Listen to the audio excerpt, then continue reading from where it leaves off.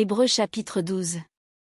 Nous donc aussi, puisque nous sommes environnés d'une si grande nuée de témoins, rejetons tout fardeau, et le péché qui nous enveloppe si facilement, et courons avec persévérance dans la carrière qui nous est ouverte. Ayant les regards sur Jésus, le chef et le consommateur de la foi, qui, en vue de la joie qui lui était réservée, a souffert la croix, méprisé l'ignominie, et s'est assis à la droite du trône de Dieu. Considérez, en effet, celui qui a supporté contre sa personne une telle opposition de la part des pécheurs, afin que vous ne vous lassiez point, l'âme découragée. Vous n'avez pas encore résisté jusqu'au sang, en luttant contre le péché. Et vous avez oublié l'exhortation qui vous est adressée comme à des fils. Mon fils, ne méprise pas le châtiment du Seigneur, et ne perds pas courage lorsqu'il te reprend. Car le Seigneur châtie celui qu'il aime, et il frappe de la verge tous ceux qu'il reconnaît pour ses fils. Supporter le châtiment, c'est comme des fils que Dieu vous traite, car quel est le fils qu'un père ne châtie pas? Mais si vous êtes exempts du châtiment auquel tous ont part, vous êtes donc des enfants illégitimes, et non des fils. D'ailleurs, puisque nos pères selon la chair nous ont châtiés, et que nous les avons respectés, ne devons-nous pas à bien plus forte raison nous soumettre au Père des esprits, pour avoir la vie? Nos pères nous châtiaient pour peu de jours, comme ils le trouvaient bon, mais Dieu nous châtie pour notre bien, afin que nous participions à sa sainteté. Il est vrai que tout châtiment semble d'abord un sujet de tristesse, et non de joie, mais il produit plus tard pour ceux qui ont été ainsi exercés un fruit paisible de justice. Fortifiez donc vos mains languissantes et vos genoux affaiblis.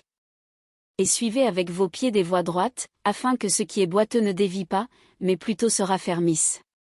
Recherchez la paix avec tous, et la sanctification, sans laquelle personne ne verra le Seigneur. Veillez à ce que nul ne se prive de la grâce de Dieu, à ce qu'aucune racine d'amertume, poussant des rejetons, ne produise du trouble, et que plusieurs n'en soient infectés. À ce qu'il n'y ait ni impudique, ni profane comme Ésaü, qui pour un vendit son droit d'aînesse. Vous savez que, plus tard, voulant obtenir la bénédiction, il fut rejeté, quoiqu'il la sollicitât avec larmes, car son repentir ne put avoir aucun effet. Vous ne vous êtes pas approché d'une montagne qu'on pouvait toucher et qui était embrassée par le feu, ni de la nuée, ni des ténèbres, ni de la tempête, ni du retentissement de la trompette, ni du bruit des paroles, tels que ceux qui l'entendirent demandèrent qu'il ne leur en fût adressé aucune de plus. Car ils ne supportaient pas cette déclaration, si même une bête touche la montagne, elle sera lapidée.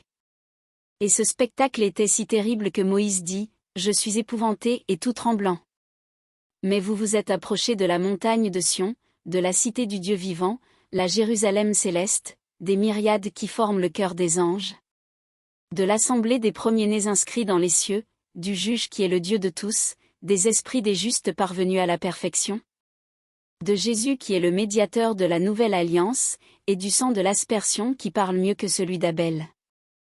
Gardez-vous de refuser d'entendre celui qui parle, car si ceux-là n'ont pas échappé qui refusèrent d'entendre celui qui publiait les oracles sur la terre, combien moins échapperons-nous, si nous nous détournons de celui qui parle du haut des cieux?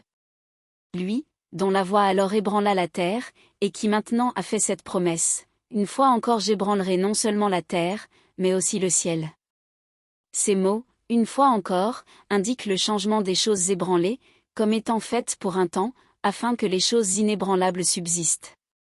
C'est pourquoi, recevant un royaume inébranlable, montrons notre reconnaissance en rendant à Dieu un culte qui lui soit agréable.